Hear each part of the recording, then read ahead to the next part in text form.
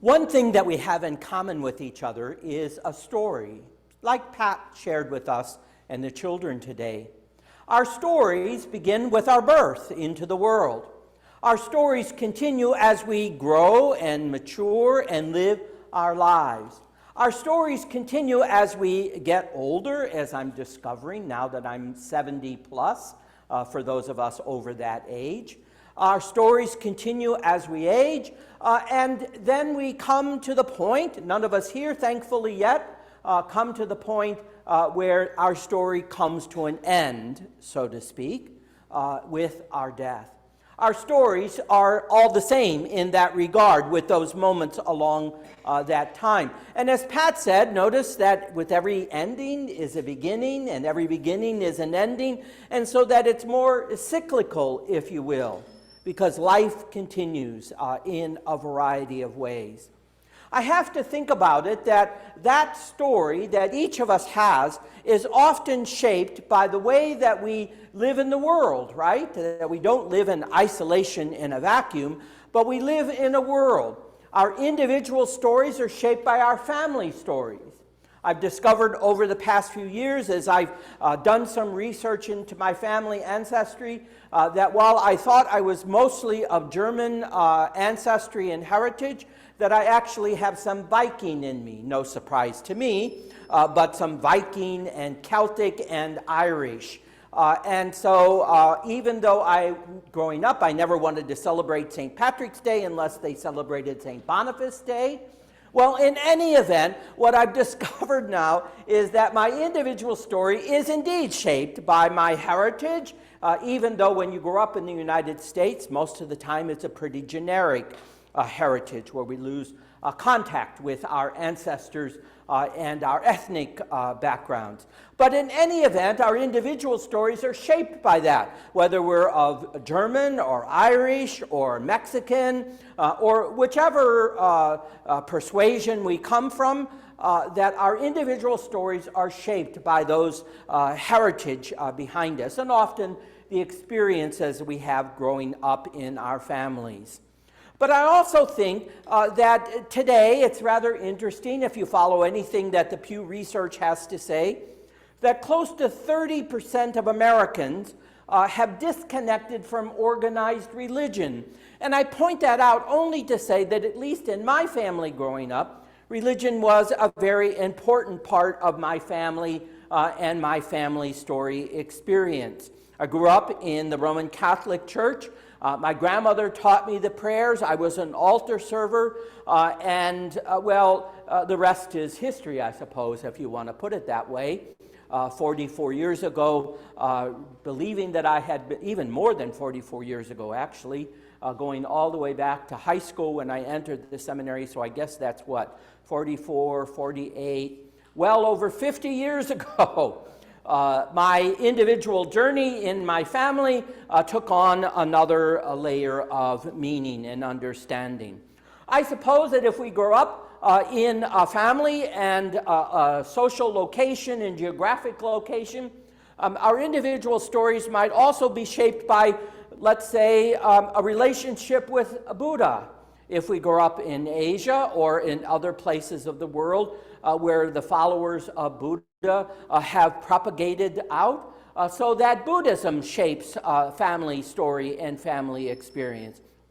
Or if you grow up in India, that the Upanishads in Hinduism shapes how you might do it. And you might have a leg up, so to speak, on yoga if you come into that tradition, although that might be stereotyping it a bit. But in any event, that religious experience. And it goes on if you grow up within an Islamic tradition or grow up within a Jewish tradition, that our individual family stories are shaped by a religious connection and experience for the most part. I hazard a guess that even for those who have disconnected from organized religion, or maybe who, for whatever reason or whatever along that family tradition and story, disconnected from religion and God altogether, who might be consider themselves to be atheistic or agnostic, that even in their lives there are values and principles that intersect with those who are religious.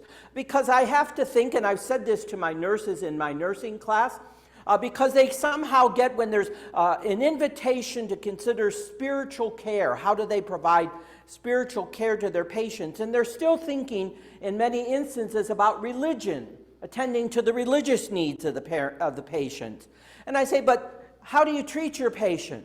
Well, with dignity, with compassion, with understanding, a willingness to stand and be attentive in listening. And I say, well, aren't those spiritual practices? Isn't it interesting that the basic, and I say, well, why are they spiritual practices? Because they touch the basic core of our humanity.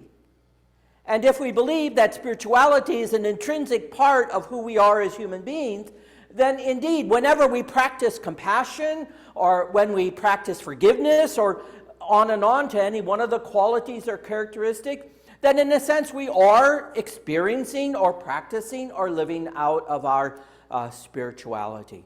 I say all of that because within the Christian tradition, and we are in a Christian sanctuary church today, that the Christian narrative of Jesus' birth, life, death, resurrection, as Pat shared that with the children and with us today, that narrative, that Christian story and narrative influences the way that we live our lives as Christians in the world. Hopefully it influences the way we live our lives in the world, because these days I'm not always quite sure about that, since we don't always see everyone doing what they're supposed to be doing as Christians in terms of the example of Jesus. But that's for another story in about 3 more hours of sermon that I don't think you're going to tolerate this morning on Easter Sunday, right? But in any event, this narrative of Jesus' life, and as Pat shared with us, it's very clear as you follow the story of Jesus that he too, coming out of his family, coming out of a geographical location in the Middle East, coming out of a religious community of Judaism, coming out of a world that also, as he was growing up, was greatly under the scourge, if you will, of the Roman Empire, and therefore, in that sense, living in a world that was uncertain, unsure, that there was a fear and anxiety. Part of the story of what Good Friday is about is that the Roman means of execution for anyone who had committed what they believed to be criminal offenses was to crucify someone. And so you put the crucifixion, the crosses that people were hung on outside the city wall so that anybody coming and going would exactly know who was in charge. And that if you stepped out of line or crossed the boundary, that this too could be possible for you. But it's interesting in the narrative and story of Jesus that he didn't seem to be worried or anxious about that. And it's constantly an invitation as he encounters people along his way, a constant invitation to not accept the world as it is, but rather to consider that the world can be different, that it can be changed and transformed, that every blind person that he encountered along his way, thought that the world was not possible accessing for them in terms of their lives, full lives in the world. And yet when they receive their sight, their world is changed and transformed. So the story that they told themselves, I can never participate, I'll never see, I can never do anything, that encountering Jesus along their way changed who they were, changed who they thought they were, and changed their relationship with the world. In the same way that anyone that he encountered who was lame or leprous, and you could go on in these stories, right? So that their individual stories and narratives are changed because of their encounter with Jesus. And in the way that their individual stories are changed and transformed, you see how those stories then begin to change and transform the community around which they gather. How many of the people went out that day on the hillside in Galilee where they now have multiple numbers of baskets left over from the food that miraculously fed thousands, the story goes? How many wondered about that? Is it possible that in the scarcity of their lives, that there could be abundance in the midst of that scarcity? If they had defined their lives according to the scarcity, we don't have enough of anything, that all of a sudden Jesus comes and presents them with a new story, a new narrative, that in the midst of that scarcity there is indeed an abundance of life, and above all, an abundance of hope. That's what changes and transforms their lives.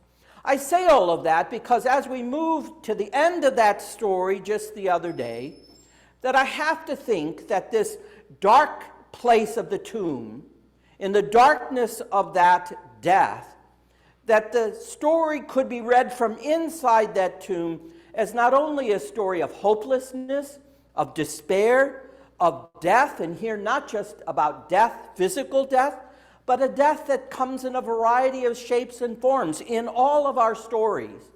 Whether it's the death of a loved one, whether it's the loss of a job that is like a death, whether it's a debilitating disease that changes the way that you function in the world, that's a deathliness, whether it's divorce, whether it's whatever, even moving from one place to another can be like a death. And so that place of the tomb can define or can shape that narrative that we tell about ourselves or that we imagine for ourselves. But here's what the Christian narrative provides for us, is that the tomb is not the end. That deathliness, in whatever interpretation we might give of it, that the deathliness that we encounter in life in varieties of shapes and forms is never the end. As Pat shared, it's always also a beginning.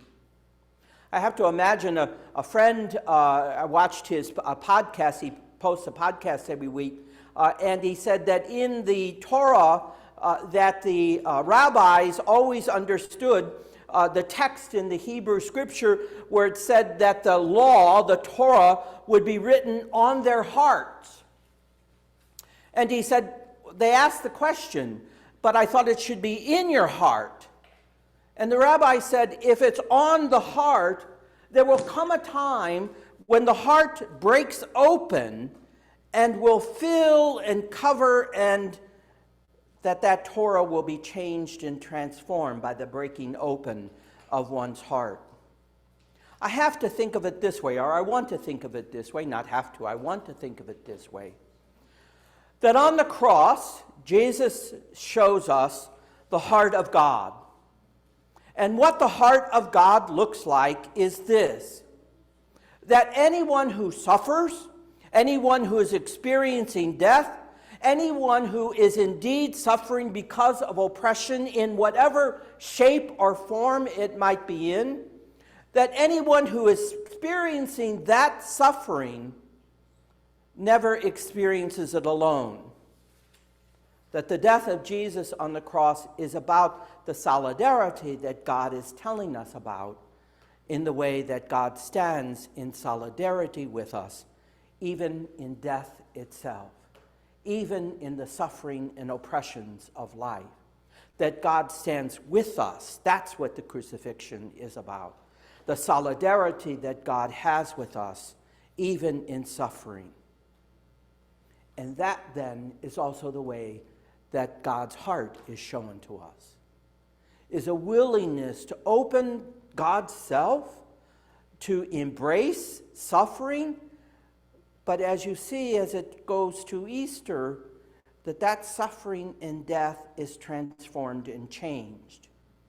So that with the opening of the tomb as described in the Gospel of Matthew, in this dramatic earthquake where everything shakes, and sometimes, as the prophet said, that you have to shake people out of the numbness of their fear and depression and despair and hopelessness, that sometimes we have to be shaken out of that reality because we think that that's the only story that exists. And in shaking us out of that reality comes the emptiness of the tomb, meaning that God has broken the bonds of that death and shows us now the fullness of the heart of God. which is filled with compassion and love and hope and forgiveness and healing and wholeness. You could go on and on and on and on. That the narrative, as Pat said, that it comes to an end, but it's not an end, because in the midst of that comes the newness of life. That's what Easter reminds us about, is that there's always, always, always hope. There's always, always the action of compassion and justice and mercy. Ask Peter's mother-in-law from the beginning of the story of Jesus' ministry, that Jesus goes into the house of Peter's mother-in-law and associates with someone who no one in that society and community would ever think about associating with. A woman who is ill, a woman, and secondly, someone who's ill. And what does Jesus do? He touches her and raises her up, the text suggests, to the fullness and wholeness of life. That's the story. That's the narrative that gets told. That Jesus goes out and encounters a leprous man on the outside of the synagogue. When everyone else would push him away or not even come close to him for the fear of being contaminated themselves, that Jesus goes up to the man and touches him. And then touches him, in a sense, takes on his suffering, and in taking on his suffering, transforms and changes his life. He might always be called by others the leper, but he knows he's not the leper. He's a full human being, able to function within that society to the full capacity of his ability. You could go through all of the stories. Now you want to know at the end of the gospel, when it says, go back to Galilee and there you will see him. The story at the end just simply leaves us at the empty tomb. But we all want to know more, right? We have inquiring minds. Inquiring minds want to know. We want to know what happens after that. Where does Jesus go, right? Then we get down to, where does Jesus go? Does he rise up as a full... I mean, you could go on and on and on. And again, 3 more hours, and we still probably wouldn't resolve what that is all about. We were watching a program the other day about the Shroud of Turin. And I remember standing in front of the Shroud of Turin and just, first of all, being surprised that you could see, even with the naked eye, what it was about. But remembering a program where somehow or another, in that flat cloth, that as they did a 3D whatever, some kind of thing, that they could see that the cloth was not flat, but there was a real impression of a body, suggesting that resurrection happens, that the imprint of the body on the cloth came by way of the power and the energy of what resurrection was about. Well, that's a little bit more than I wanted to say about that right now. But in any event, the point was, go back to Galilee. Well, what are they going to see? First of all, it's interesting that it's women who are the first to come and witness resurrection. Ever thought about that? Especially in a historical, geographical, social location where women had nothing valuable to contribute or say.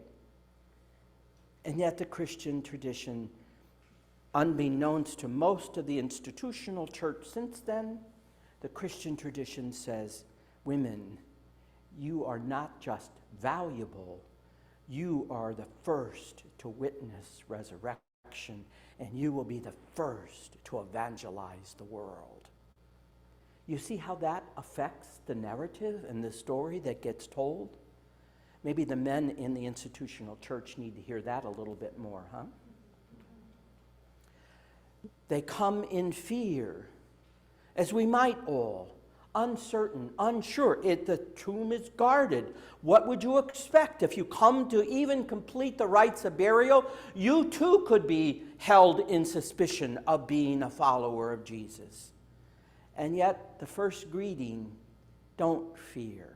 Well, that's easy for you to say. But don't fear. You see how much of our narrative is lived in fear these days? The Christian narrative of Easter says, don't fear. Why? Because we know that indeed compassion and love and forgiveness and wholeness will conquer. At some point, will conquer fear and deathliness.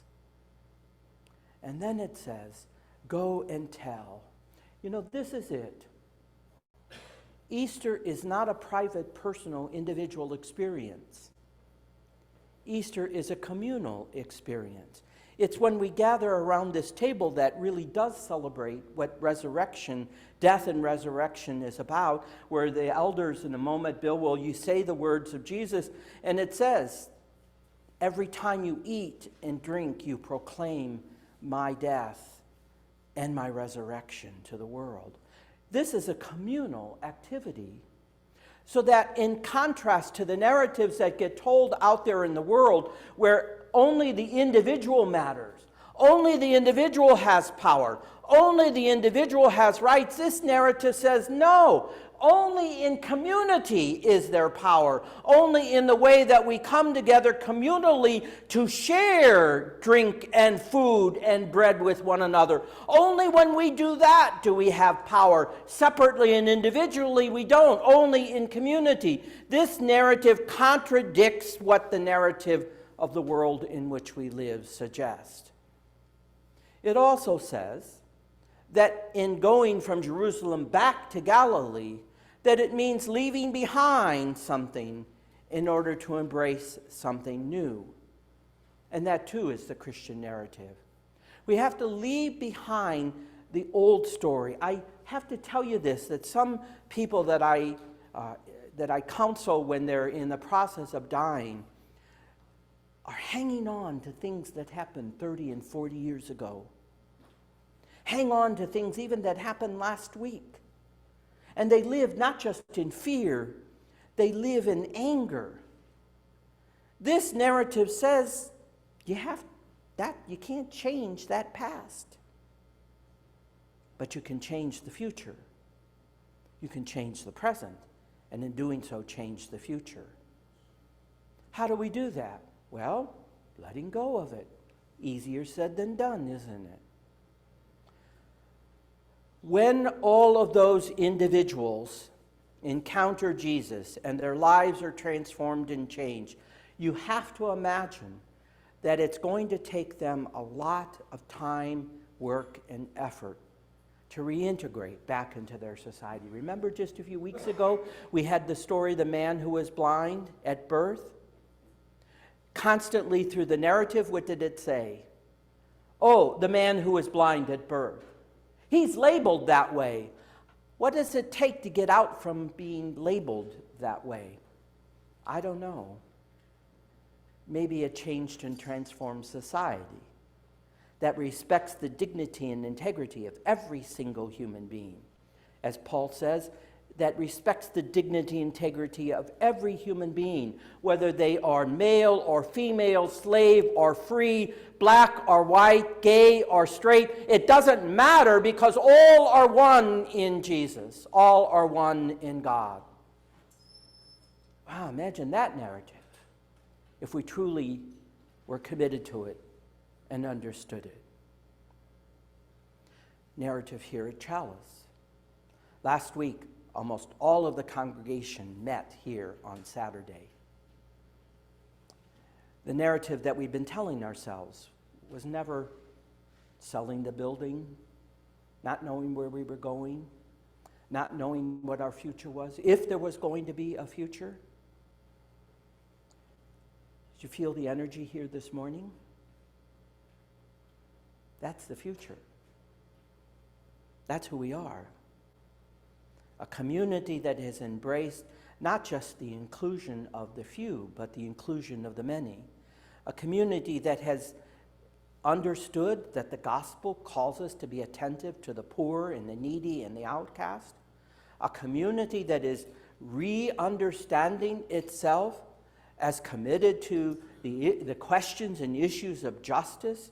and committed to the ways of peace in the environment. And those are big words, I understand. But that's the narrative that we now can tell one another and that we can tell others, in the same way that the women who go back to the disciples, who, by the way, are men locked in fear, and the women break open the door and say, Jesus is risen, get out of this room and get into the world and do what you're supposed to do in bearing witness and giving an example by the way you live your lives in reference to Jesus. The women, I think, told the men to do that. That's in the line between the verses. Jesus is risen. New life. We begin again. And we begin again. And that's the narrative of Easter. There's always, always a future. And there's always, always transformation if we open ourselves to it. But Jesus is risen indeed. Rejoice and be glad. This is the day, the first day of the beginning of what Easter will do for the world, changing and transforming it. Happy Easter.